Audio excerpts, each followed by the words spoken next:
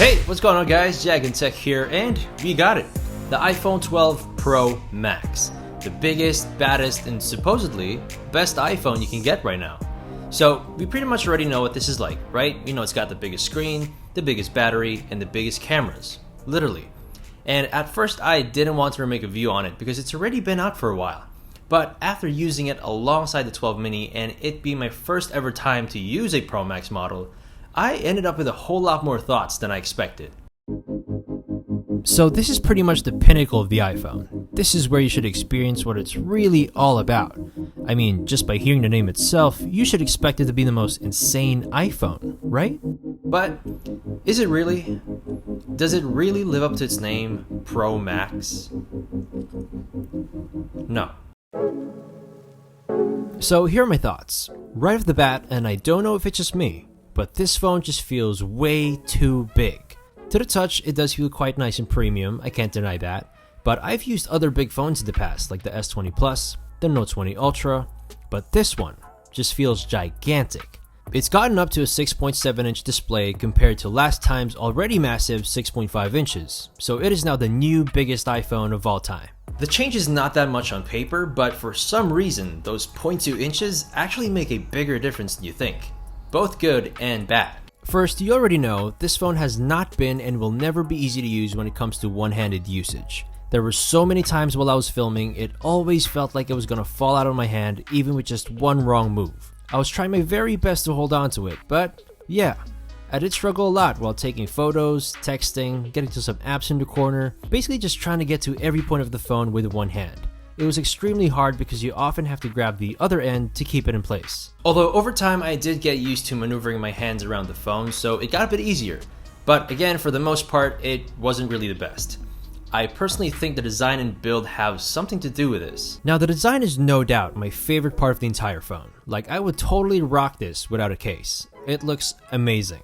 The contrast between the shiny and matte finishes is just beautiful in every way, and I really like how the front blends in with the side, making it look like one unified piece. Also, the flat square off design is still the best looking one and should be more optimal for a better grip. But I don't think I'm a fan of it on the 12 Pro Max, because since the phone is bigger now, it's also much heavier. So the flat edges tend to be a lot less comfortable. They feel quite sharp on the phone with this size, like it really amplifies how big the phone is. They tend to really push against the skin regardless of how long I use it, especially if I'm trying to get a good grip on the phone or when I'm holding another object in my hand.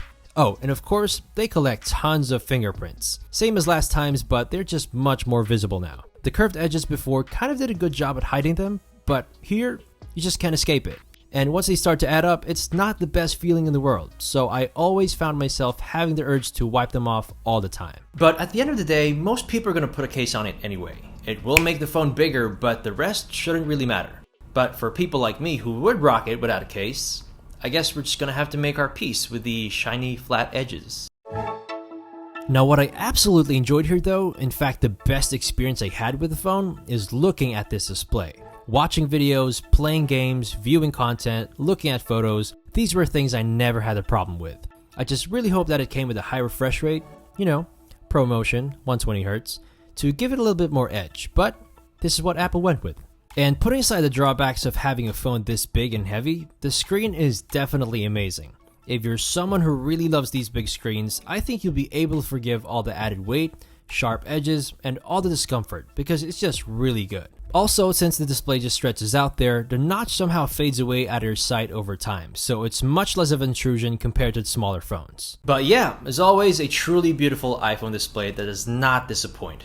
And if there's anything about this phone that you can really call the biggest and the best, it's the screen right here. Oh, but wait, there's actually one more thing. The battery life. So as expected from a massive phone, this has great battery life. I tried literally everything to drain the battery in less than a day, but I just couldn't. It's super good that confidently it can last up to a full day to a day and a half thanks to great standby times. But with long hours of gaming, TikTok, Instagram, stuff like that, I was still able to get almost 8 hours of screen on time with 27% left on the phone. And that's pretty impressive. I'm sure we can all agree that this is something we all want from a phone. Although I noticed that some apps did drain the battery a lot more in a shorter amount of time, so I once ended up with just 3 to 4 hours of screen on time. super low, but like what I said in my 12-minute review, it always depends on the apps that you use and how long you use them for. And if ever you're wondering, it was just a 3D scanner app that heavily relies on the LiDAR scanner. You know, that black circle at the back, along with the camera lenses? You may have already seen it in the 2020 iPad Pro and 12 Pro. It's basically a sensor that uses lasers to measure distance, depth, and height of an object to create 3D renders like this.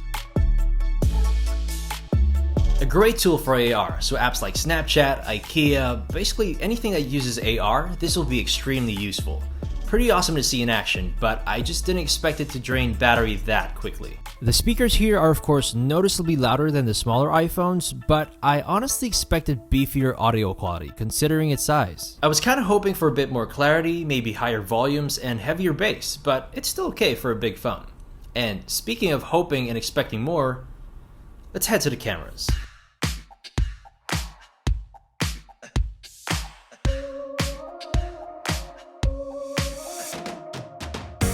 So what we always look forward to when we see or hear about the Pro Max is how good the cameras will be. It's the most expensive one, so it should have the wildest camera out of all.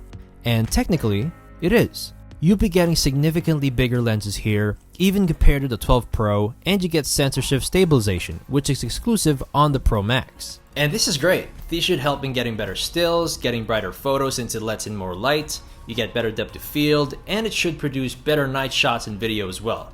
But realistically, after using it, I thought it'd be better. So I went out with this alongside a 12 mini to see how it really holds up. And to my surprise, there was no major difference at all. Probably the only difference I could catch was the typical iPhone white balance issue, but almost everything else about it was the same. I actually plan on making a full comparison on these two, so if there's anything else you want to see in that video, let me know in the comments. But either way, photos on the 12 Pro Max are still incredible. The upgrade to a 2.5 times optical zoom is great, nothing compared to the competition, but it's something I enjoyed using a lot since it produced some amazing results and I'm super into close-up shots. And as you saw, Apple is still consistent in delivering what we always expect from an iPhone. I just expected a whole lot more here, knowing that it has bigger lenses plus the new technology they injected into the camera system. Video is the same as all the other iPhones, still capable of 4K Dolby Vision HDR, just with the ability of shooting 60 frames per second along with the 12 Pro. But other than that, no major leaps in terms of quality with both night and day video shooting.